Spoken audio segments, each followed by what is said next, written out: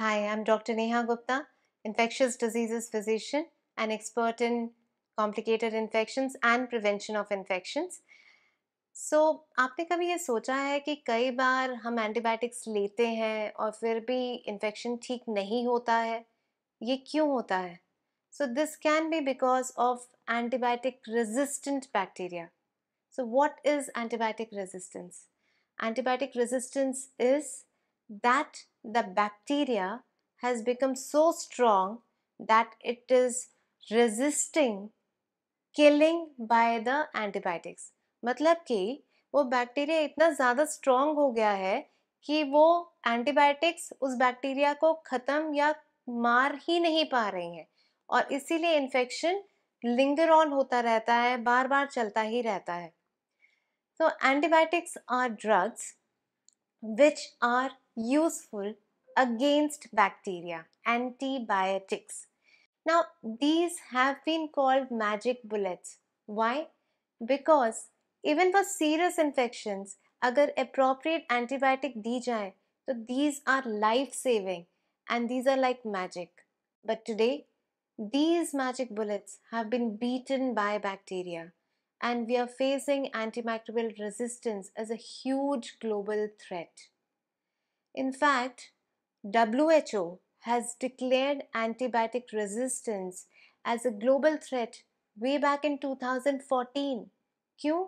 क्योंकि the deaths because of antimicrobial resistance is estimated to be close to 10 million by 2050, much more than any other illness, much more than cancer या फिर even road traffic accident. किसी भी और कारण से ज़्यादा लोगों की deaths will be because of antibiotic resistance. ये कैसे होता है?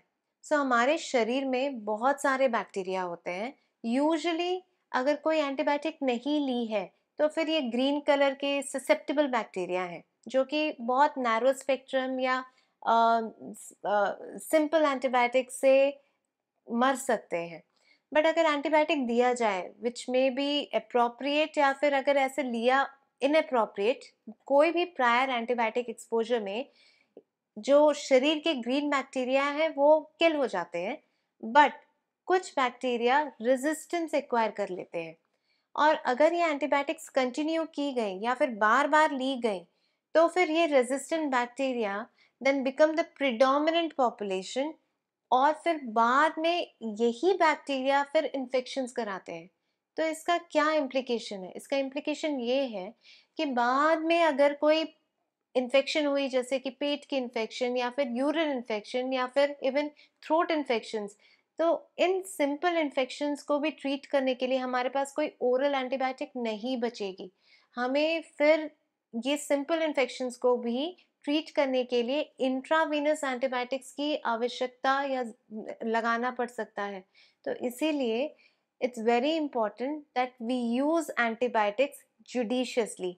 जब ज़रूरी हो तभी हम लें और इसके लिए इट्स इम्पॉर्टेंट कि आप फार्मेसी के पास या एकदम से जाके पॉप इन ना करें, सेल्फ मेडिकेशन ना करें और डॉक्टर या इन्फेक्शियस डिजीजेस स्पेशलिस्ट से संपर्क करें अगर फीवर या कोई और प्रॉब्लम होती है तो. और इसमें जब हम एंटीबायोटिक चूज करते हैं so it is not just one aspect which we look into.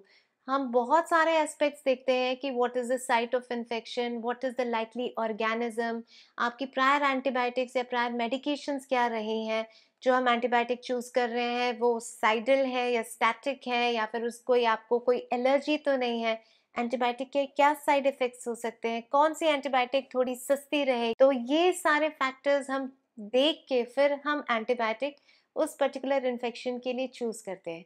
Antibiotic should be taken in the right dose. Dose बहुत ज़रूरी है क्योंकि अगर हम कम डोज में लेंगे तो फिर सब ऑप्टिमल लेवल्स होते हैं जिसमें कि बैक्टीरिया फिर रेजिस्टेंस एक्वायर कर लेता है उस पर्टिकुलर एंटीबायोटिक के अगेंस्ट में और फिर ये एंटीबायोटिक काम नहीं करेगी.